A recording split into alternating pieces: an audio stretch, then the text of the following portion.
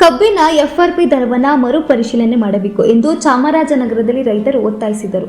ಚಾಮರಾಜನಗರದ ಜಿಲ್ಲಾಡಳಿತ ಭವನದಲ್ಲಿ ಕರ್ನಾಟಕ ರಾಜ್ಯ ಕಬ್ಬು ಬೆಳೆಗಾರರ ಸಂಘದ ರಾಜ್ಯಾಧ್ಯಕ್ಷ ಹಳ್ಳಿಕೆರೆ ಹುಂಡಿ ಭಾಗ್ಯರಾಜು ಮಾತನಾಡಿ, 1 ಟನ್ ಕಬ್ಬಿನ 10.25 ಇಳುವರಿಗೆ ಕೇಂದ್ರ ಸರ್ಕಾರ 2025-26ರ ಸಾಲಿಗೆ 3,550 ನಿಗದಿ ಮಾಡಿದ್ದು, ಇದು ಅವೈಜ್ಞಾನಿಕವಾಗಿದ್ದು, ಕೇವಲ ಪ್ರತಿ ಟನ್ಗೆ 150 ಮಾತ್ರ ಹೆಚ್ಚುವರಿ ಮಾಡಿದ್ದು, ಉತ್ಪಾದನಾ ವೆಚ್ಚ ಹಾಗೂ ಕಟಾವು, ಕೂಲಿ ಸಾಗಾಣಿಕೆ, ರಸಗೊಬ್ಬರ, ಕೂಲಿ ಕಾರ್ಮಿಕರ ವೆಚ್ಚ ಎಲ್ಲವೂ ಹೆಚ್ಚಳವಾಗಿದ್ದು, ಪ್ರತಿ ಟನ್ ಕಬ್ಬಿಗೆ 150 ರುವಂತೆ 1 ಕೆಜಿ ಕಬ್ಬಿಗೆ ಕೇವಲ 15 ಪೈಸೆ ಮಾತ್ರ ಜಾಸ್ತಿ ಮಾಡಿ ರೈತರಿಗೆ ಕೇಂದ್ರ ಸರ್ಕಾರ ಬೆಲೆ ನಿಗದಿಯಲ್ಲಿ CACP ವರದಿಯಂತೆ 4,500 ನಿಗದಿ ಮಾಡಬೇಕಿತ್ತು. ಆದರೆ ಬಂಡವಾಳಶಾಹಿಗಳು ಕಾರ್ಖಾನೆ ಮಾಲೀಕರ ಒತ್ತಡಕ್ಕೆ ಮಣಿದು ಕೇವಲ ಪ್ರತಿ ಟನ್ ಕಬ್ಬಿಗೆ 150 ರೂಪಾಯಿ ಮಾತ್ರ ಹೆಚ್ಚುವರಿ ಮಾಡಿದ್ದು, ಇದನ್ನು ತಕ್ಷಣ ಮರುಪರೀಕ್ಷೆಯಲ್ಲಿ ಮಾಡಬೇಕೆಂದು ಒತ್ತಾಯಿಸಿದರು.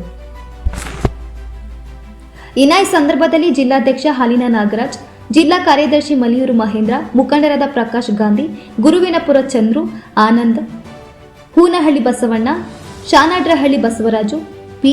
ಮರಹಳ್ಳಿ ಶಿವಣ್ಣ, ಹೂರದಹಳ್ಳಿ ರಾಮಣ್ಣ ಇದ್ದರು. ಇವತ್ತು ಮುಖ್ಯಮಂತ್ರಿಗಳ ಮುಖಾಂತರ ಜಿಲ್ಲಾಧಿಕಾರಿಗಳು ಮುಖ್ಯಮಂತ್ರಿಗಳಿಗೆ ವರದಿಯನ್ನು ಕೊಟ್ಟು ಎಲ್ಲ ಲೋಕಸಭಾ ಸದಸ್ಯರುಗಳು ಕೂಡ ಮನವಿಯನ್ನು ಸಲ್ಲಿಸತಕ್ಕಂಥ ಕಾರ್ಯಕ್ರಮವನ್ನು ಮುಂದಿನ ದಿನ ಹಮ್ಮಿಕೊಳ್ತೇವೆ. ಏನಿವತ್ತು ಜಿಲ್ಲಾಧಿಕಾರಿಗಳ ಮುಖಾಂತರ ಸಾಂಕೇತಿಕವಾಗಿ ಹಕ್ಕೊತ್ತಾಯ ಪತ್ರವನ್ನು ಸಲ್ಲಿಕೆ ಮಾಡಿದ್ದೇವೆ.